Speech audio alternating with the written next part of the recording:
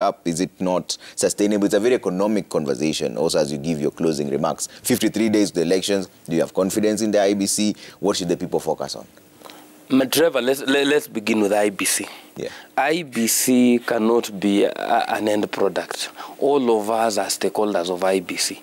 I cannot sit here and say I don't have confidence in IBC. I must tell the people of this country, we must all of us participate in building the confidence, because the rise of IBC is the rise of our nation. The fall of IBC is the fall of our nation. So we cannot for a moment stop and say we wish IBC to fail.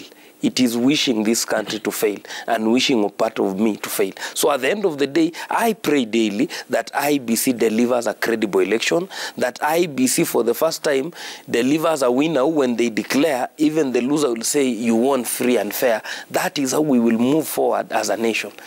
On the issue of the fuel prices, it is a worldwide problem, but on the issue of having that subsidy, I have my own personal issues and because of my school of thought of approaching the economy. I am not a social person where we need to lift everybody and go with everybody, because at the end of the day, these subsidies, are they sustainable? All these debts are falling due. You have seen the 5 billion for Aurora and Kimwarer. We have defaulted in most of these things. Can we afford to offer our people a subsidy? That is the question. Number two, what is the impact of the subsidy on the economy? If it is a positive correlation, we can sustain it so long as we are making sure that it helps us fix the question of inflation. Because look at it now. If you are today to go to a shopping mall, let's say at Carrefour, what you used to buy for normal shopping for 15,000, you now have to give around 21,000 to get it. Yes. We really need to fix inflation. So if we will fix it with the fuel subsidy, so be it. But at the end of the day, its sustainability is something we need to look at. Okay. Secondly, or as I finish on the issue of oil, of this fuel, a few years ago, 2 or 3 years, or is it 5, Uhuru Kenyatta flagged off something which was called pilot something from Turkana. What happened to that project? We sunk in a lot of billions of money. And I say that as an expert in oil and gas. We sunk in so much money. There are so many undertakings that our government took, which if it doesn't happen, we are liable to those companies that did the discovery of oil there. So at the end of the day, we really need to ask ourselves, was it a ghost project?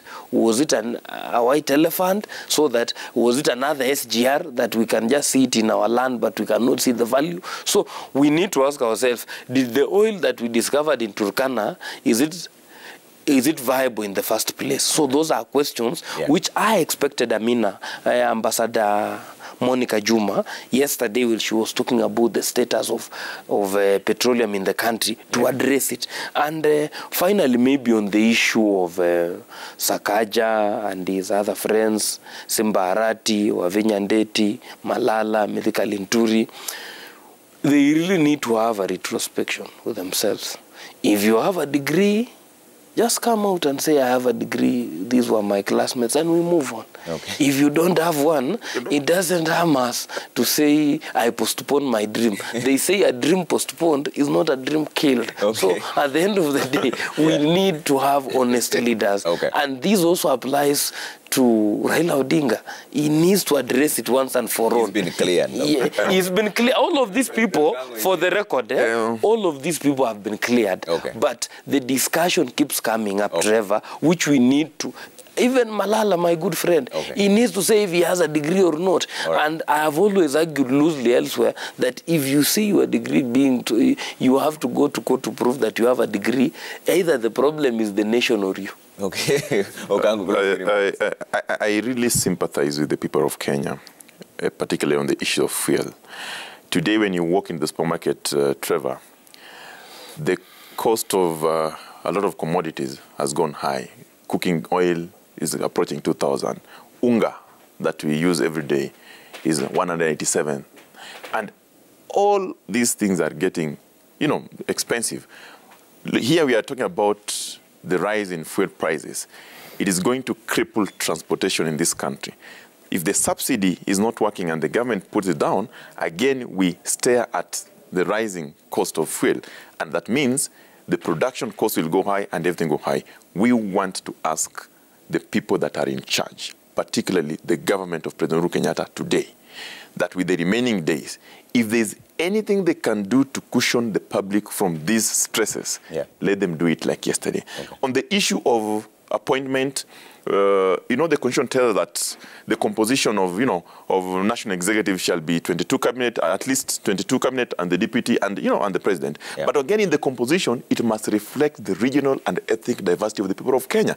And that's why William Ruto and Raila Odinga are looking at the regional and ethnic representation that, should they win, they'll work with. Okay. That is a representation that we cannot run away from. Right. It reflects the ethnicity. Okay. Lastly, on the issue of degrees, I'm glad Wakili Karori Kipchumba here has told his good friend Sakaja, you either have a degree or you don't have it. But I also want to tell those who have questionable academic credentials from our end in Azimio that the people of Kenya would want also a suitable and competent leader. Okay. That one also falls under your education background. We have seen most of them having been cleared. We congratulate them. For issue of Raila Odinga, I want to assure Karori and team that, you know what, Raila Amolo Odinga has been cleared by the commission, independent commission. His academic credentials were tabled, his documentation were tabled, and he has passed that test. Today, the only test that Raila is looking forward to passing is winning the election on 9th of August, which we pray that happens. And we want to tell the people of Kenya, this election is not war. Okay. We are not going into war, gentlemen and ladies. We are going into a competition of ideas. Okay. And the best idea will win through the ballot. All right. We ask them to vote for Raila Amolo Odinga. Omari, very briefly, closing remark. Briefly, there are three arms of government. One, called the judiciary. All of them have degrees. Everybody in the judiciary has a degree. Two, the executive. The president, the deputy president, and the cabinet, and top bureaucrats, all of them have degrees.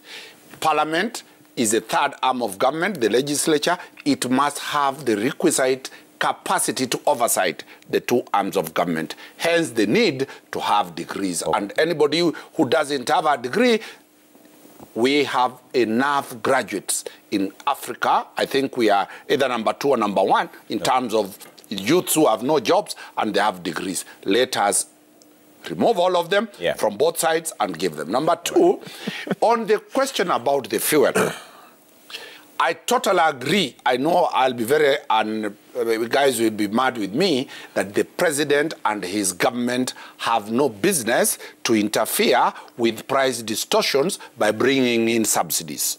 Markets, we did this in the sugar, originally the sugar sector. We had policies of protecting local industries.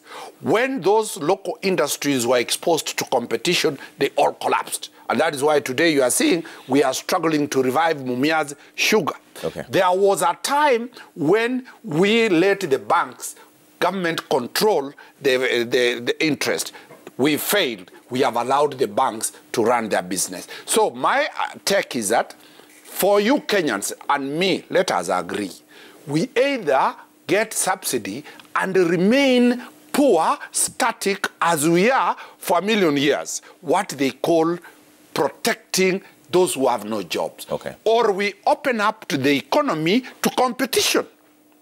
If, for example, the price fixing by the energy regulatory authority is removed, Total might bring fuel down, rupees might bring, who gets the benefit? The question of efficiency dies. In my own view, this country, President Uhuru Kenyatta, has put this country at the takeoff stage. Okay. And probably that is why I totally agree with the Azimio's agenda, that if that Azimio agenda of proceeding with what President Uhuru Kenyatta has laid down, I believe in 2027 or 2030, we will have achieved that vision 2030, because the infrastructure that President Uhuru Kenyatta has put in place, Kenyans we must pay for that. Okay, we have to leave it there. You know, they respond, but we'll do this next. There is something that we need to clarify.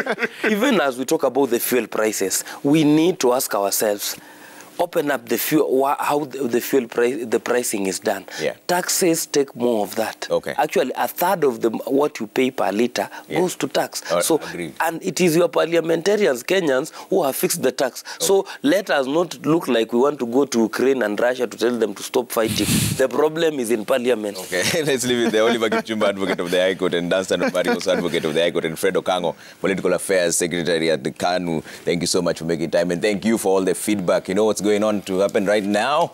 We're making breakfast, people. Find out what's cooking in just a bit. My name is Trevor. It's good to have you with us. See you in a bit. Okango.